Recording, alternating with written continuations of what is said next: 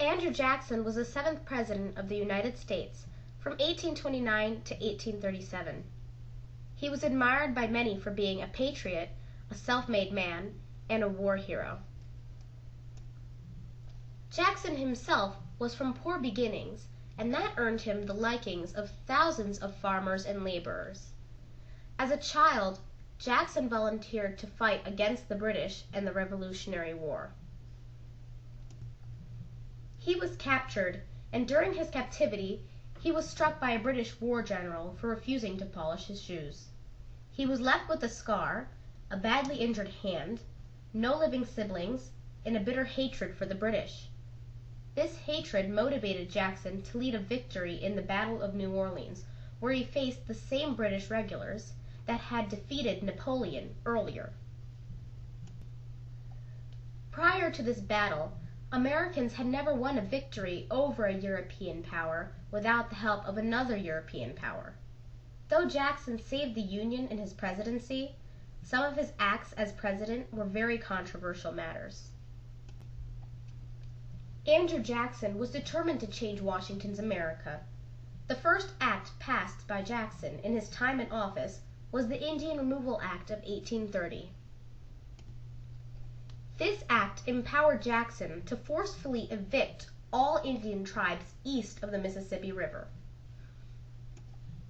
5 Indian tribes, the Cherokee, Choctaw, Creek, Chickasaw, and Seminole, known as the 5 civilized tribes, were directly affected by this enforcement.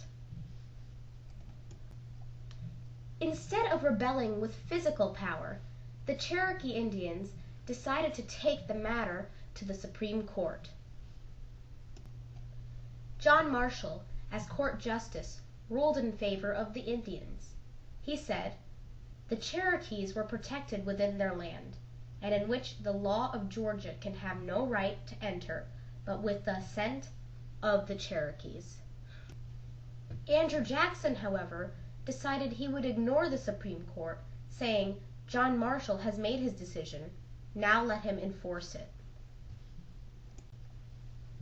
By 1835, the Cherokee Nation knew that the court's ruling would not stop Jackson's act.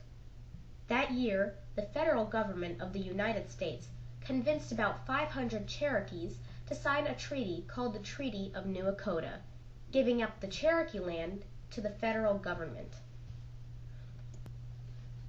John Ross, the chief of the Cherokees, said the following in a letter to the federal government about the validity of the Treaty of New Dakota.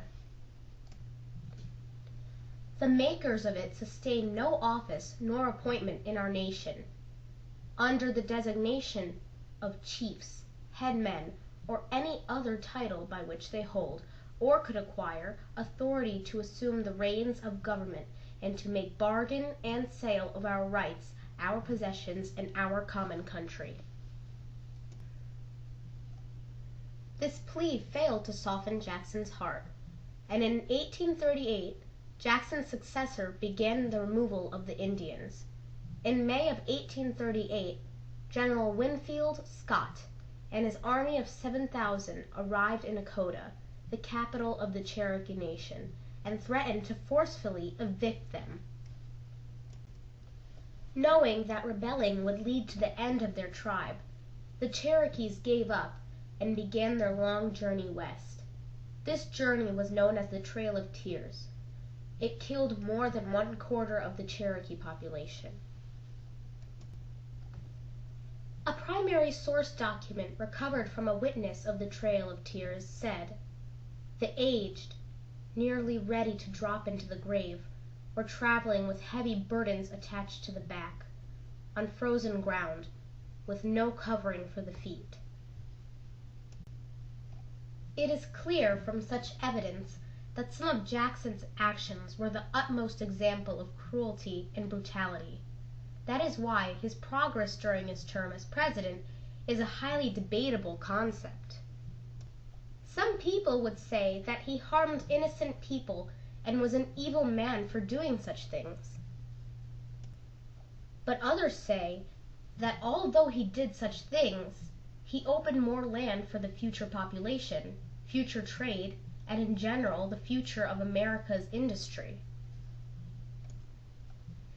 The Indian Removal Act was one of the major controversies of Jackson's presidency, along with the South Carolina nullification crisis, which threatened the fabric of the country.